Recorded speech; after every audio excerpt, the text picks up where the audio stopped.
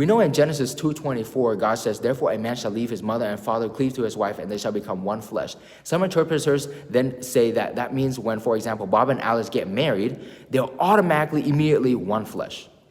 Is that true? No. According to the Catholic Church, in the Code of Canon Law, paragraph 1061, section 1, it says that there are two kinds of marriages. Number one is the valid marriage where the spouses consummated it already, meaning they had sex already in that marriage.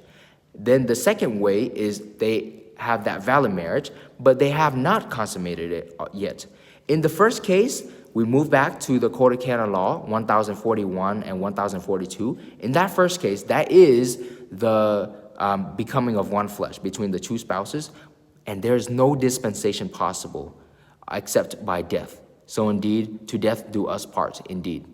Number two, though, in that second case, where there is that valid marriage, but no consummation yet, there can be a dispensation from the Roman pontiff, or as a result, also his delegate.